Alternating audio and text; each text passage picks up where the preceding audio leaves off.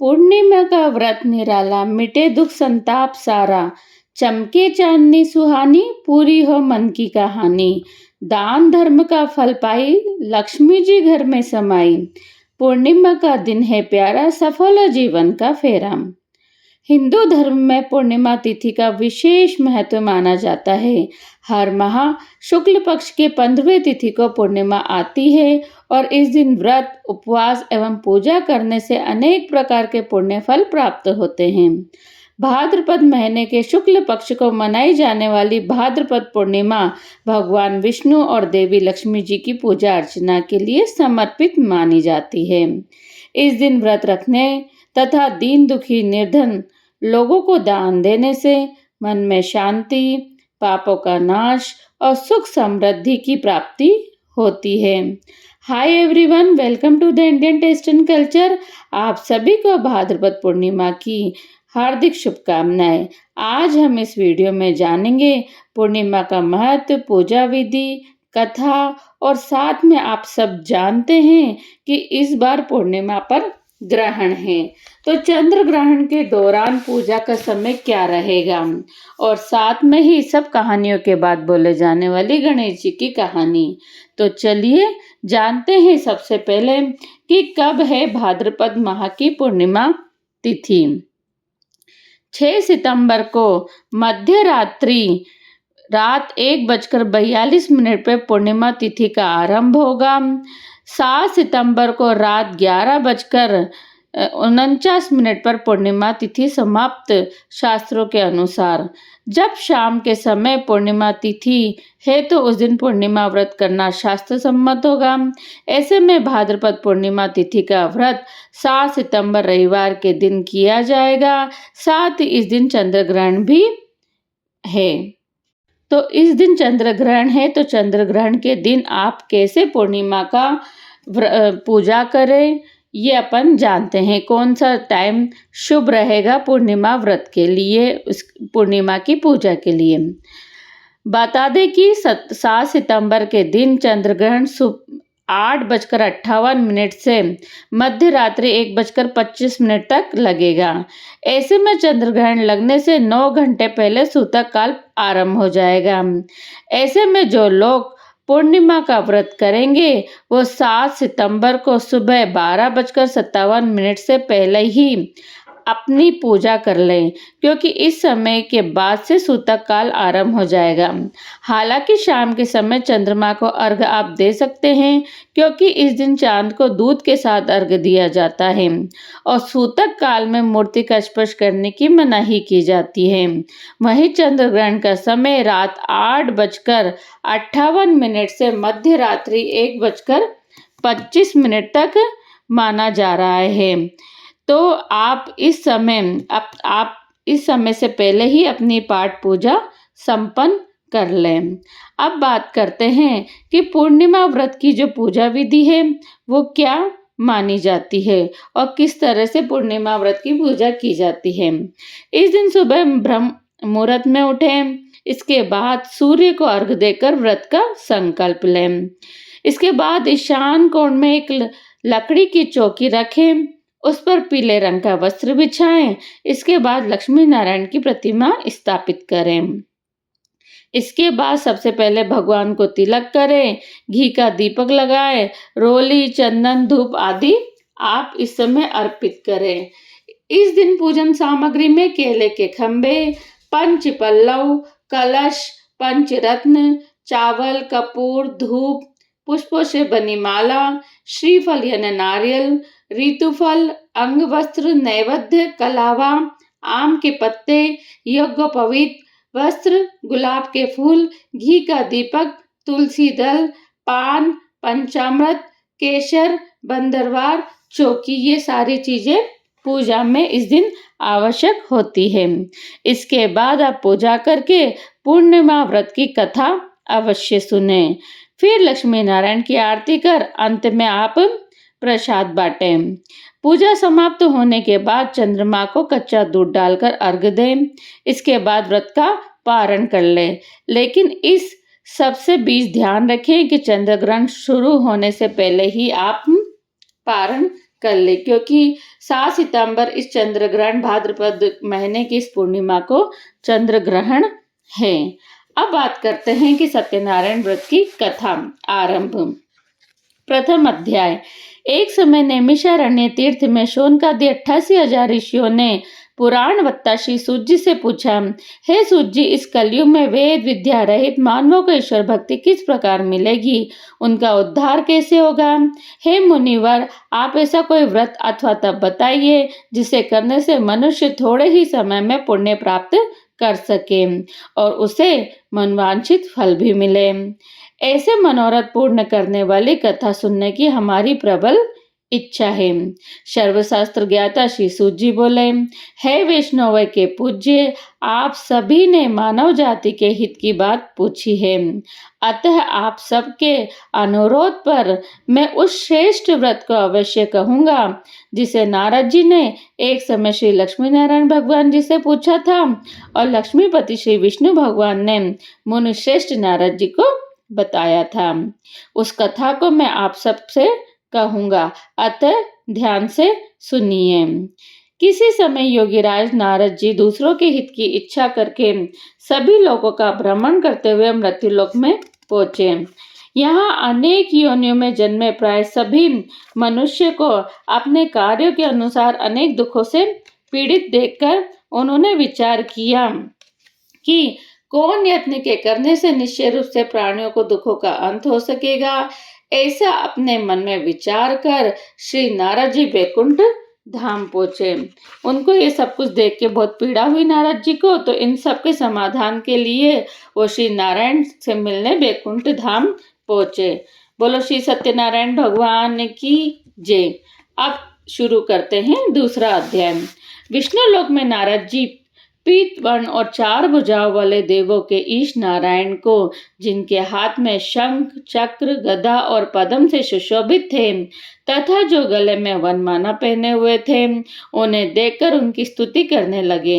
नारद जी विष्णु जी से बोले, हे प्रभु, आप अत्यंत दुर्लभ शक्तियों से युक्त है, मन तथा वाणी भी आपको पाने में असमर्थ है। आपका आदि मध्य अंत कोई नहीं जानता। आप निर्गुण स्वरूप सृष्टि के कारण भक्तों के दुखों को हरने वाले हैं। आपको मेरा नमस्कार है।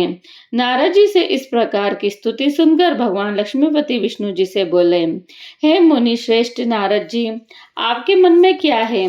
आपका आगमन यहाँ किस कार्यवश हुआ है? निसंकोच कहो। तब नारद जी ने कहा, हे प्रभु, मृत्युलोक में सभी प्राणी जो अनेक योनियों में पैदा हुए हैं, अपने अपने कर्मों द्वारा अनेक प्रकार के दुखों से ग्रस्त दुखी हो रहे हैं। हे नाथ, यदि आप मुझ पर दया रखते हैं तो कृपा कर मुझे बताइए कि उन मनुष्यों के सभी दुख थोड़े से ही प्रयत्न में कैसे दूर हो सकते हैं। श्री विष्णु भगवान ने कहा, हे नारद, मनुष्य के हित के लिए तुमने ये बहुत अच्छा प्रश्न किया है।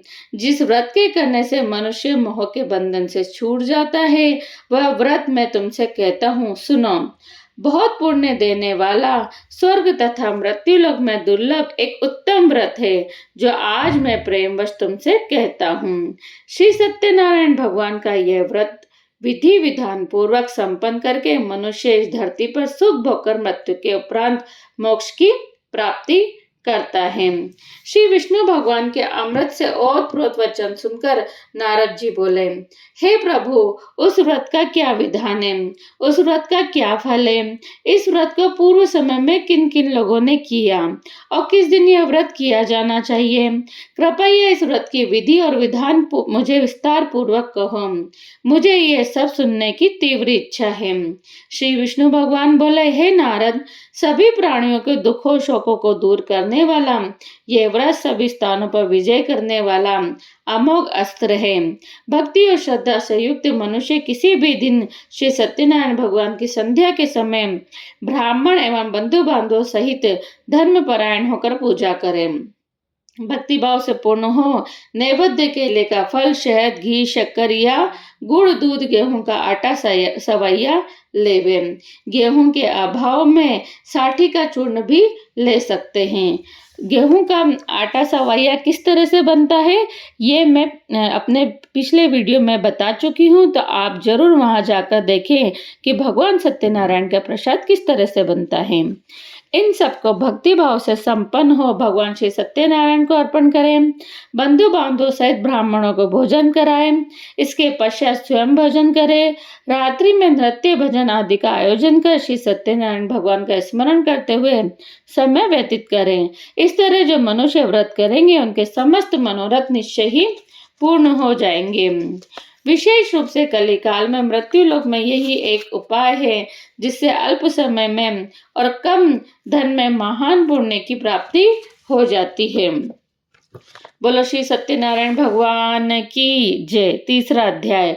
सूत जी बोले, हे ऋषियों, जिन्होंने पहले समय में इस व्रत को किया है, अब मैं इतिहास कहता हूँ, कृपया आप सब ध्यान से सुने। सुंदर काशीपुरी नगरी में अत्यंत निर्धन ब्राह्मण रहता था।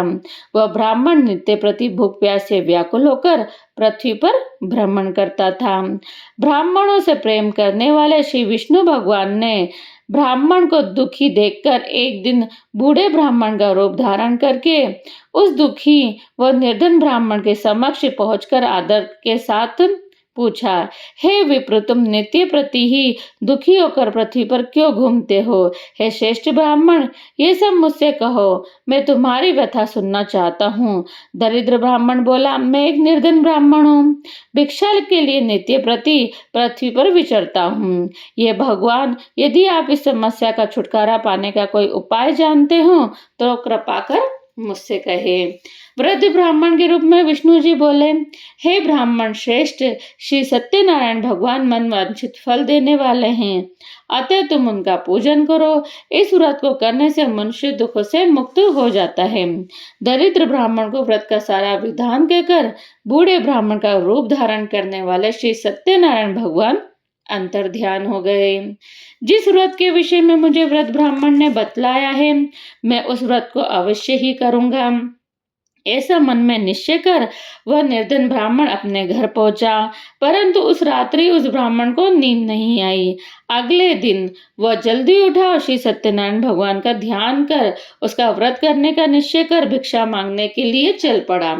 उस दिन उस दरिद्र ब्राह्मण को भिक्षा में बहुत सारा धन मिला, जिससे उसने पूजन का सब सामान खरीद कर घर आकर अपने बंधु बांधवों के साथ भगवान श्री सत्यनारायण का व्रत किया, जिसके करने से वह दरिद्र ब्राह्मण सब दुखों से छूटकर अनेक प्रकार की संपत्तियों से युक्त हो गया। तब से वह प्रत्येक मास व्रत करने लगा। श्री सत्यनारायण भगवान के व्रत को जो मनुष्य शास्त्र विधि के अनुसार श्रद्धा पूर्वक करेगा, वह सब पापों से मुक्त होकर मोक्ष की प्राप्ति पाएगा। आगे जो मनुष्य पृथ्वी पर श्री सत्यनारायण भगवान का व्रत करेगा, वह अपने सभी दुखों से छूट जाएगा। इस तरह नारद जी से सत्यनारायण भगवान का कहा हुआ व्रत मैंने तुमसे कहा।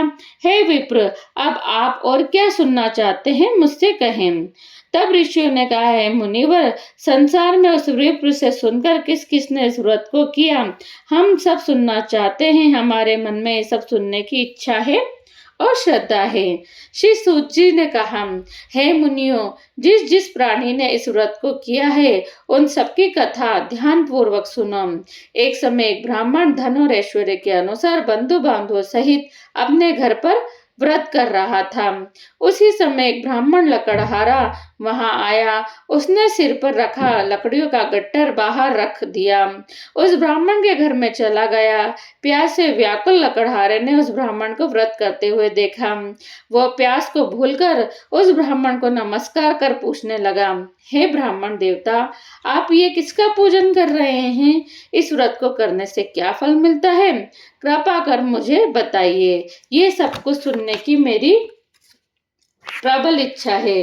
ब्राह्मण उस वृद्ध लकड़हारे से बोला, हे भाई, ये सब मनोकामना को पूर्ण करने वाला श्री सत्यनारायण भगवान का व्रत है। इनकी ही कृपा से मेरे घर में धन धान्य सुख समृद्धि की वृद्धि हुई है। ब्राह्मण से भी सत्यनारायण भगवान के व्रत के विषय में जानकर वह लकड़हारा बहुत प्रसन्न हुआ। भगवान का चरणामृत ले प्रसाद ग्रहण करने के पश्चात भोजन कर वह अपने घर पहुंचा।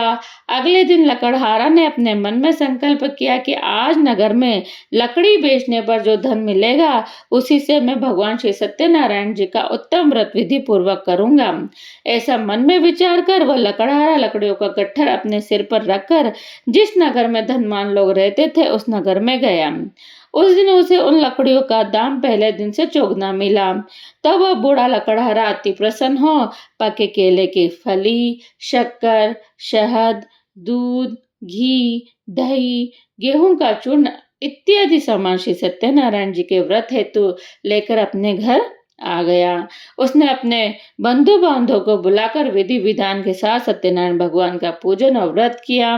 उस व्रत के प्रभाव से वह बूढ़ा लकड़हारा धन, पुत्र आदि से युक्त हो संसार के समस्त सुख भोगकर अंत में बैकुंठ धाम को चला गया। बोलो श्री सत्यनारायण भगवान की जय। चौथा अध्याय। श्री सूत जी बोला है, श्रेष्ठ मुनि, अब आगे की एक कथा कहता हूँ। पूर्व काल में उल्कामुख नाम का एक महान बुद्धिमान राजा राज्य करता था। वह सत्यवक्ता और जितेंद्र था। वह प्रतिदिन देव स्थान पर जाकर गरीबों को धन देकर उनके कष्टों को दूर करता था। उनकी पत्नी कमल के समान मुख वाली सती साध्वी थी। भद्रशिला नदी के तट पर राजा ने श्री सत्यनारायण भगवान का व्रत किया। उस समय महासाधु नाम का एक वैश्य व्यापारी आया। उसके पास व्यापार हेतु बहुत सा धन था। वह वैश्य नाव को किनार पर ठहराकर राजा के पास आया। राजा को व्रत करते देखकर विनयशील वाणी से बोला, भक्ति युक्त चित्त से आप ये किसका पूजन कर रहे हैं? मेरी सुनने की इच्छा है। कृपया आप मुझे सविस्तार बताइए। महाराज उल्कामुख ने कहा, हे साधु वैश्य, मैं अपने बंधु बांधवों के साथ पुत्र की प्राप्ति हेतु सर्वशक्ति संपन्न महान शक्तिशाली सत्यनारायण भगवान का व्रत व पूजन कर रहा हूँ। राजा के भक्ति युक्त वचनों को सुनकर उस साधु नामक वैश्य ने आदर से कहा, हे राजन, मुझे भी इस व्रत का संपूर्ण विधान समझाइए। मैं भी आपके कथानुसार इस व्रत को अवश्य करूंगा। मैं भी संतानहीन हूँ। मुझे पूर्ण विश्वास है कि इस व्रत के करने से निश्चय ही मुझे भी संतान की प्राप्ति होगी। राजा से व्रत का सब विधान सुनकर व्यापार से निवृत्त हो वह वैश्य व्यापारी आनंद के साथ अपने घर पहुंचा। उस वैश्य ने अपनी पत्नी लीलावती से संतान देने वाले उस व्रत का संपूर्ण वृतांत कह सुनाया और स्वयं प्रण किया कि जब मेरे संतान होगी तब मैं इस व्रत को करूंगा। एक दिन उसकी पत्नी लीलावती आनंदित हो सांसारिक धर्म में प्रवृत्त होकर श्री सत्यनारायण भगवान की कृपा से गर्भवती हो गई। 10वें महीने में उसने एक सुंदर कन्या को जन्म दिया। दिनों दिन वह कन्या इस तरह बढ़ने लगी जैसे शुक्ल पक्ष का चंद्रमा बढ़ता है। कन्या का नाम कलावती रखा गया। तब एक दिन लीलावती ने मीठे शब्दों में अपने पति को स्मरण कराया, हे नाथ, आपने जो सत्यनारायण भगवान का व्रत करने का संकल्प किया था, अब आप उसे पूरा कीजिए। साधु वैश्य ने कहा, हे प्रिय, मैं कन्या के विवाह पर इस व्रत को करूंगा। इस प्रकार अपनी पत्नी को आश्वासन देकर वो साधु वैश्य अपने व्यापार को करने दूसरे नगर चला गया। कलावती पितृगृह में वृद्धि को प्राप्त हो गई। एक दिन साधु ने जब अपनी पुत्री को नगर में सखियों के साथ खेलते हुए देखा तो दूत को बुलाकर कहा, हे दूत, हमारी पुत्री हेतु कोई सुयोग्य वर तलाश के लाओ। उसकी आज्ञा सुनकर दूत कंचन नगर पहुंचा और देखभाल कर वैश्य की पुत्री हेतु एक सुयोग्य वणिक पुत्र खोजकर ले आया। उस सुयोग्य वर को देखकर वैश्य ने अपने बंधु बांधव सहित प्रसन्नचित मुद्रा से अपनी पुत्री का विवाह उस वणिक पुत्र के साथ कर दिया। परंतु दुर्भाग्यवश वह विवाह के समय भी सत्यनारायण भगवान का व्रत करना भूल गया। इस पर श्री सत्यनारायण भगवान क्रोधित हो गए। उन्होंने वैश्य को शाप दिया कि तुम्हें दारुण दुख प्राप्त हो। अपने कार्य में दक्ष वैश्य अपने जमाई सहित नावों को लेकर व्यापार के लिए समुद्र के समीप स्थित रत्नसारपुर नामक नगर में पहुंचा। दोनों ससुर जमाई चंद्रकेतु राजा के नगर में व्यापार करने लगे। एक दिन भगवान सत्यनारायण की माया से प्रेरित हो के चोर राजा का धन चुराकर भागा जा रहा था। जो चोर थे वो वहां का जो राजा था, वहां का जो वो धन चुरा के चोर लेके जा रहे थे।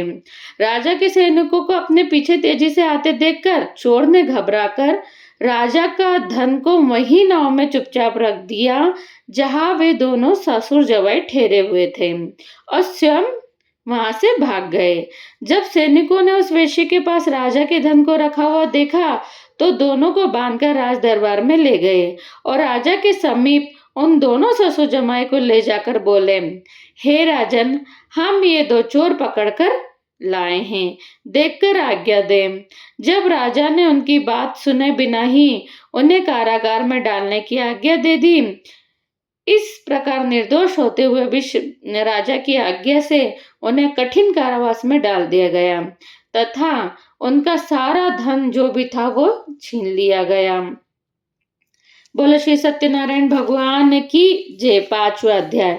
सत्यनारायण भगवान के शाप के कारण साधु वैश्य की पत्नी लीलावती व पुत्री कलावती भी घर पर अत्यधिक दुखी हुई। उनके घर में रखा धन चोर चुरा कर ले गया। शारीरिक मानसिक पीड़ा तथा भूख प्यास से अति दुखित हो भोजन की चिंता में लीलावती की कन्या कलावती एक ब्राह्मण के घर गई। उसने ब्राह्मण को सत्यनारायण भगवान का व्रत करते हुए देखा।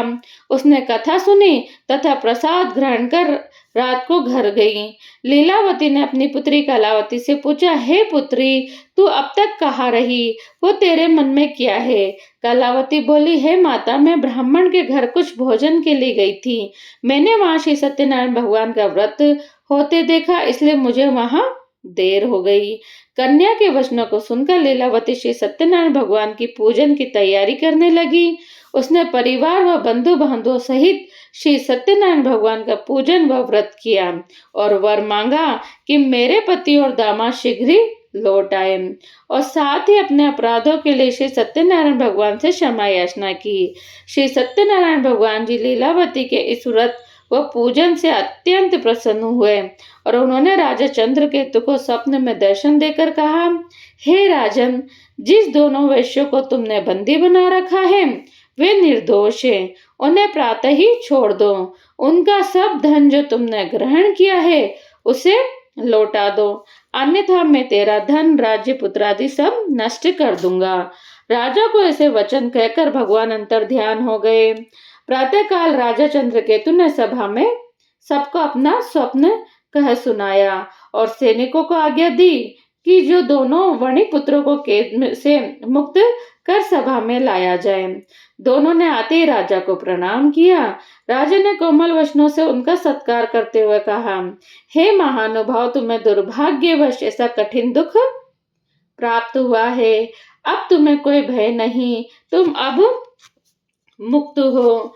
ऐसा कहकर राजा ने उनको नए नए वस्त्राभूषण पहनाए तथा उनका जितना भी धन लिया था उससे 2 गुना धन लौटाकर आदर से विदा किया।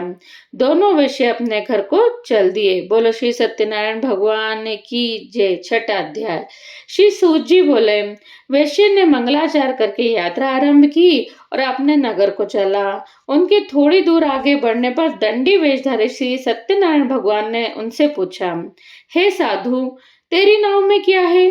अभिमानी वणिक हंसता हुआ बोला, हे दंडी, आप क्यों पूछ रहे हो? क्या धन लेने की इच्छा है? मेरी नाव में तो बेल और पत्ते भरे हैं। वैश्य का कठोर वचन सुनकर दंडी वेशधारी ने श्री सत्यनारायण भगवान ने कहा, तुम्हारा वचन सत्य हो।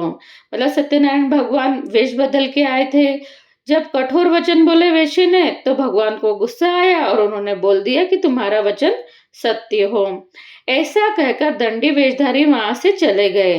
मतलब कुछ दूर ही गए, ज्यादा दूर नहीं गए। कुछ दूर जाकर वो समुद्र के किनारे बैठ गए। दंडी महाराज के जाने के पश्चात वैश्य ने नित्य क्रिया से निवृत्त होने के बाद नाव को ऊंची उठी देखकर अचंभा किया तथा नाव में बेलपत्ते आदि देखकर मूर्छित हो गिर पड़े। मूर्छा खुलने पर शोक प्रकट करने लगा। तब उसके जवाई ने कहा, आप शोक न करें, ये दंडी महाराज का शाप है, अतः उनकी शरण में ही चलना चाहिए, तभी आपका मनोकामना पूर्ण होगी।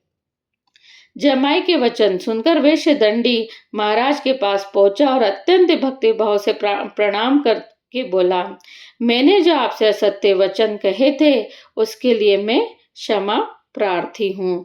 ऐसा कहकर वह दुखी होकर रोने लगा। तब दंडी भगवान बोले, हे वणिक पुत्र, मेरे शाप से बार बार तुझे दुख प्राप्त हुआ है, तू मेरी पूजा से विमुख हुआ है।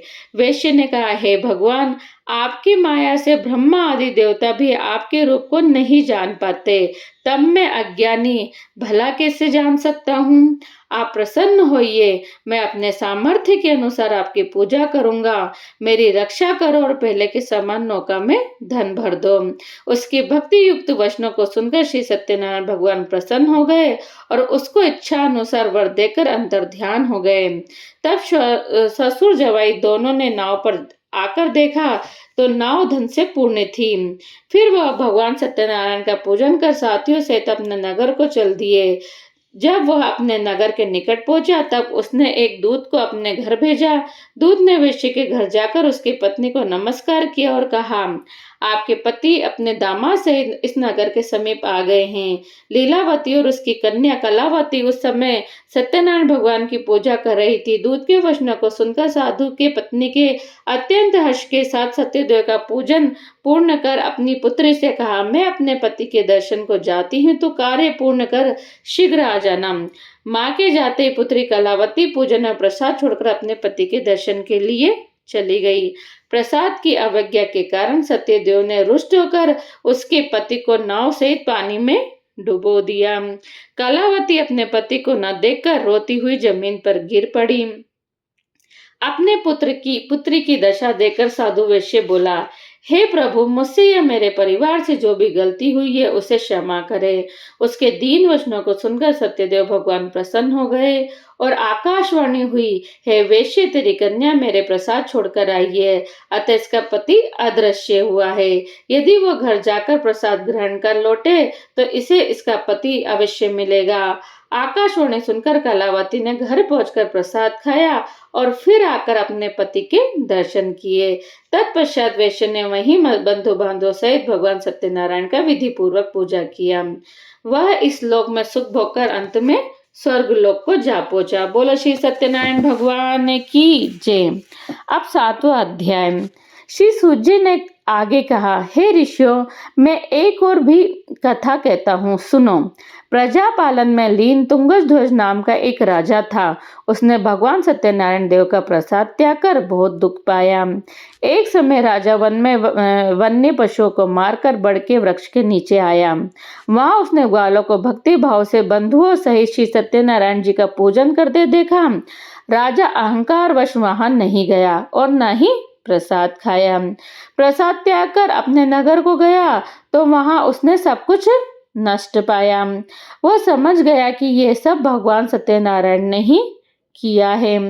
तब वह उसी स्थान पर आया और ग्वालों को संग विधि पूर्वक पूजन कर प्रसाद खाया तो सत्यनारायण की कृपा से सब कुछ पहले जैसा हो गया। मरने पर स्वर्ग लोक को गया। जो मनुष्य इस परम दुर्लभ व्रत को करेगा, श्री सत्यनारायण भगवान की कृपा से उसे धन धान्य की प्राप्ति होगी। निर्धन धनी बंदी बंधन से मुक्त होकर निर्भय हो जाता है। संतानहीन को संतान प्राप्त होती है तथा सब मनोरथ पूर्ण होकर अंत में ही वह वैकुंठ धाम को जाता है। जिन्होंने पहले इस व्रत को किया, अब उसके दूसरे जन्म की कथा सुनिए। शतानंद नामक वृद्ध ब्राह्मण ने सुदामा के रूप में जन्म लेकर श्री कृष्ण की भक्ति कर मोक्ष प्राप्त किया। उल्का मुख नाम के महाराज राजा दशरथ बने और रंगनाथ का पूजन कर वैकुंठ को प्राप्त हुए। साधु नाम के वैश्य ने धर्मात्मा व सत्य प्रतिज्ञ राजा मोरध्वज बनकर अपने पुत्र को आरे से चीरकर मोक्ष प्राप्त किया। महाराज तुंगध्वज स्वयंभू मनु हुए। उन्होंने बहुत से लोगों को भगवान की भक्ति में लीन कर मोक्ष प्राप्त किया। लकड़हारा भील अगले जन्म में गुह नामक निषाद राजा हुआ, जिसने भगवान राम के चरणों की सेवा कर मोक्ष प्राप्त किया। बोलो श्री सत्यनारायण भगवान की जय। अब हम जानते हैं कि जो इतना महत्वपूर्ण सत्यनारायण भगवान का व्रत है, इसका महत्व क्या है। इस व्रत को करने से पुण्य की प्राप्ति होती है। इस दिन व्रत और दान करने से जन्म जन्मांतर के पाप नष्ट हो जाते हैं और पुण्य की प्राप्ति होती है, मनोकामनाएं पूर्ति होती है। श्रद्धा से किए गए पूर्णिमा के व्रत से इच्छाएं पूर्ण होती है, जीवन में सुख शांति आती है, स्वास्थ्य लाभ होता है। उपवास करने से शरीर शुद्ध होता है और मानसिक शांति मिलती है। धार्मिक महत्व, इस दिन भगवान विष्णु, शिव, देवी लक्ष्मी और चंद्रमा की पूजा का एक विशेष महत्व माना जाता है। आध्यात्मिक उन्नति होती है इस व्रत को करने से। पूर्णिमा की रात ध्यान, भजन और जप करने से मन में स्थिरता बनती है और साधना सिद्ध होती है। दान का महत्व, अन्न, वस्त्र, दीपदान, जलदान और जरूरतमंदों की सहायता करने से अनेक गुण फल की प्राप्ति होती है। तो आप भी श्री सत्यनारायण भगवान का व्रत करिए, पूरी पूजा विधि के साथ आप इस व्रत को करिए। मैं आपको अच्छे से इसमें पूजा विधि, सत्यनारायण भगवान का महत्व अच्छे से इस कथा में बता चुकी हूँ। और इस बार ध्यान देने वाली बात यह है कि इस बार पूर्णिमा के दिन चंद्र ग्रहण पड़ रहा है, इसलिए आप चंद्र ग्रहण का जो सूतक लगे उससे ही पहले आप पूजा भगवान नारायण की कर ले, कथा भी आप पहले ही सुन ले, ताकि आपका फल पूरी तरह से आपको प्राप्त हो। अब सब कहानियों के बाद कहने वाली विनायक जी की कहानी हम यहाँ पे सुनाते हैं। एक ब्राह्मण का लड़का विनायक जी की खूब सेवा करता था। उसकी माँ उससे बहुत लड़ती और कहती, ए सेवा पूजा छोड़ और काम धंधा कर। सेवा पूजा काम नहीं आएगी, रोज झगड़ा होता। एक दिन लड़का विनायक जी का नाम लेकर निकल गया और सोचा आज विनायक जी से मिलकर ही इसका उपाय पूछूंगा, वो तभी वापस घर आऊंगा। क्योंकि डेली का काम होता हो गया कि माँ डेली डेली लड़ती कि क्यों इतनी पाठ पूजा करता है, काम धंधे में लग। लड़का बियावान जंगल में पहुंच गया।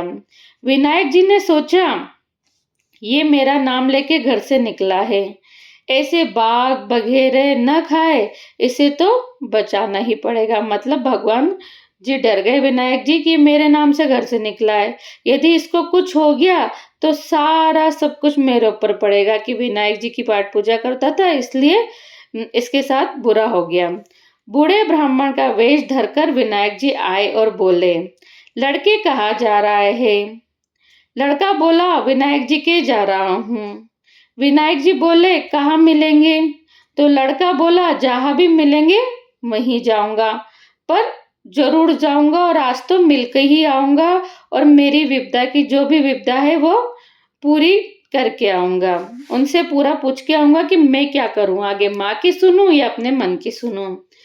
विनायक जी उसके प्रण से बहुत प्रभावित हुए, उसको दर्शन दिए और बोले, मैं ही विनायक जी हूँ, बोल क्या चाहता है, कुछ मांग। तो लड़का बोला, मैं तो मांगना ही नहीं जानता, क्या मांगू?